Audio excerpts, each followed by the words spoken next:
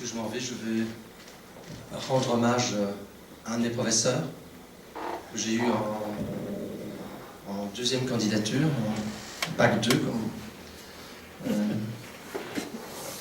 c'est Françoise Collin, qui est décédée l'année dernière, le 1er septembre. Françoise Collin était philosophe.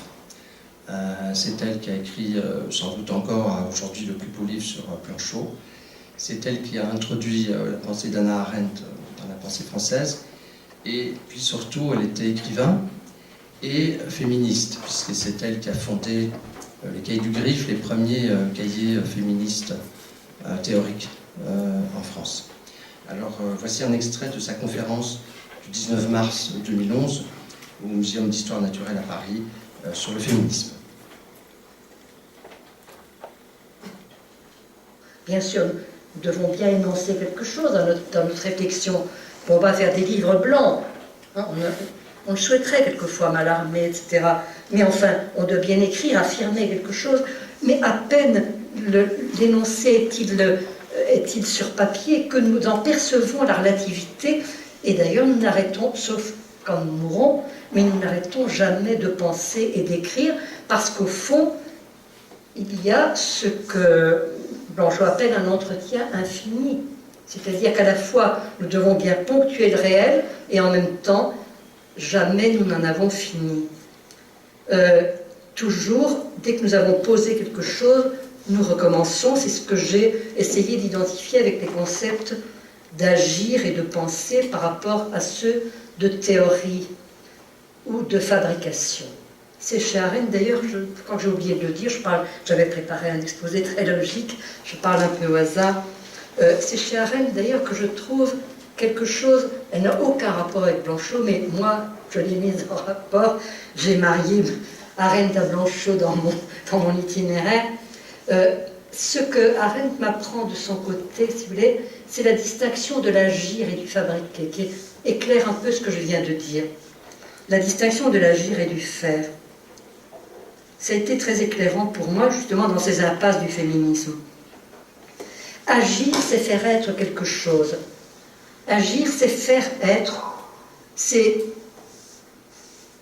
innover, si vous voulez, faire advenir. Un acte fait advenir. Et, comme je vous l'ai dit tout à l'heure, je le reprends, agir se distingue absolument du fabriquer, car fabriquer, c'est faire, comme on fait dans l'industrie, un objet qui est conforme à un modèle. La politique n'est pas une fabrication. La politique est un agir. Un agir, comme différent du fabriquer, elle le distingue elle-même. Pour moi, ça a été très éclairant. Fabriquer, si vous voulez, c'est exécuter quelque chose à partir d'un modèle. Dans la fabrication des objets, en usine, c'est ce qui se fait. L'artisanat, non. En politique, il n'y a jamais de modèle. Si vous voulez, c'est un agir, dit-elle.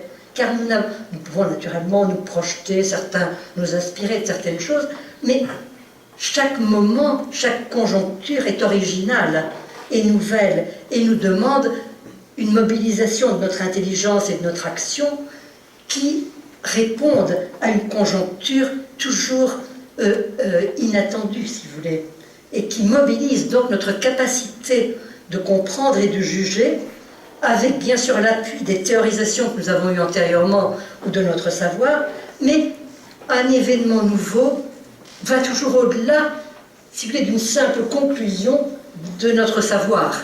Il mobilise toujours une force d'innovation, une capacité de regarder de manière nouvelle qui ne se suffit pas de l'application d'une théorie. Et donc, si dans les débuts du féminisme, nous avons pu nous disputer entre théoriciennes, entre plusieurs types de théories, je pense que c'était à la fois sans doute intéressant, mais en même temps un peu malheureux, car les théories ne sont jamais que des sortes de béquilles temporaires, si vous voulez, de l'action. Elles sont ce que Arendt appelle des fabrications, des outils.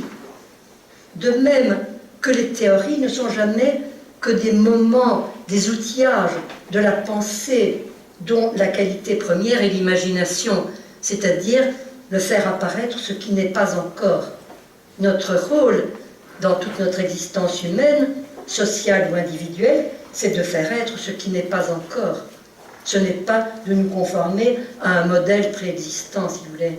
C'est avec cette problématique-là que je me suis toujours battue. C'est avec cette problématique-là, la force de l'imagination par rapport à la fabrication, l'importance de l'agir par rapport au fabriqué, que j'ai suivi, je crois, si je dois créer, enfin, identifier dans mon itinéraire quelque chose de récurrent. Il me semble que c'est là. Et c'est ainsi que, d'ailleurs, j'ai pu, comme je le fais ici, articuler ces deux personnages totalement étrangers l'un à l'autre, si ce n'est qu'ils sont contemporains, totalement dissymétriques, étrangers l'un à l'autre, qui ne se connaissent pas, qui pensent chacun de leur côté, à savoir Blanchot et Arendt, qui sont mes deux phares. Je me revendique comme mes deux saints, si vous voulez, qui me protègent, et qui, parce que pendant tout un temps, je me suis dit, mais comme c'est bizarre, qu'est-ce qu'ils ont à voir l'un avec l'autre? Apparemment, ils sont totalement étrangers. Ils ont seulement comme qualité commune d'être contemporains, à peu près contemporains, par les dates. Donc de relever des mêmes conjonctures, des mêmes interrogations probablement.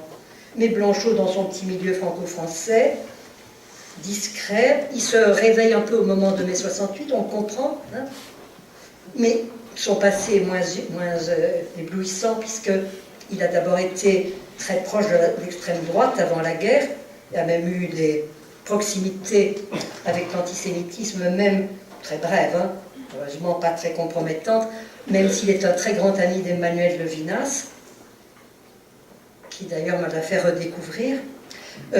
Mais, si vous voulez, il est aussi très présent dans l'épisode de mai 68, où il trouve, je crois vraiment, mais enfin c'est vrai qu'il a beaucoup erré dans ses positions politiques, il est intéressant surtout par sa théorie de l'écriture, mais si vous voulez, je crois qu'il y a chez Blanchot justement cette pensée aussi de l'écriture comme de ce qui toujours continue, cette tâche infinie, d'ailleurs je crois qu'il emploie ce terme, cette tâche infinie, comme le politique est aussi pour nous une tâche infinie.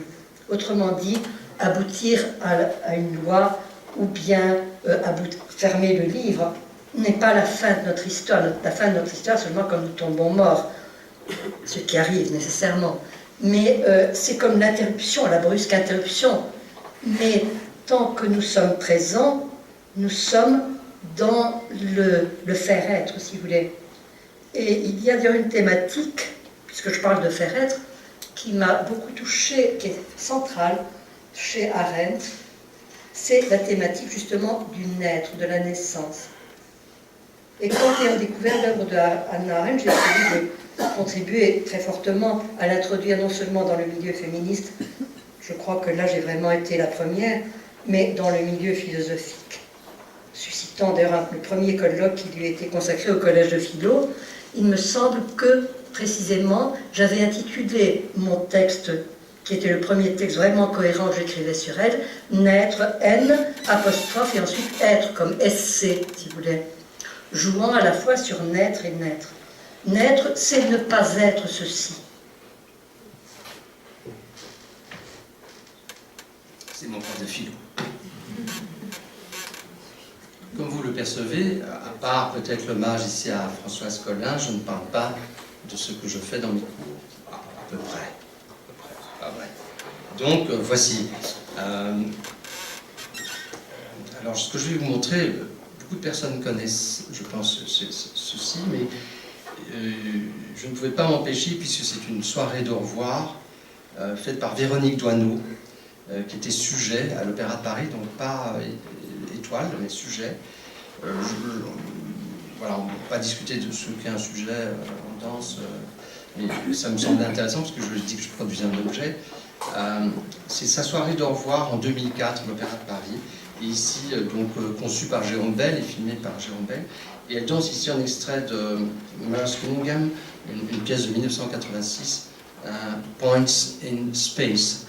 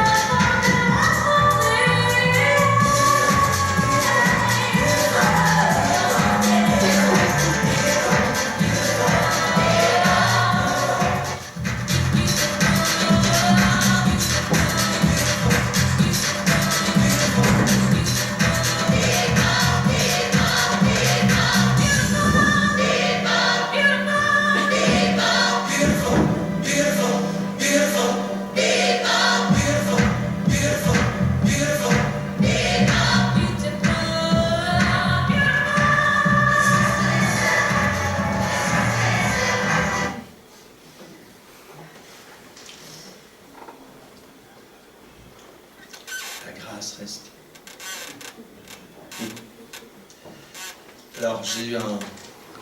Vous savez que je suis... Georges Zimmermann est venu 2 fois à Lacan.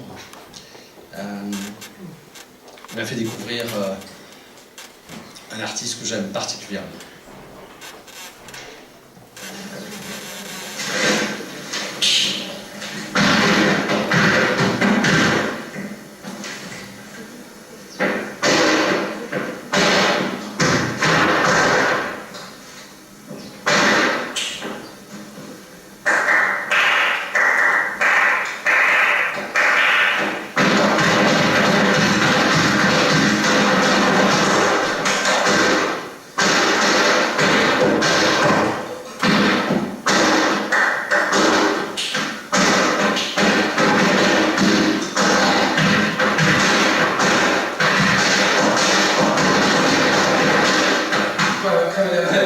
No pasa nada.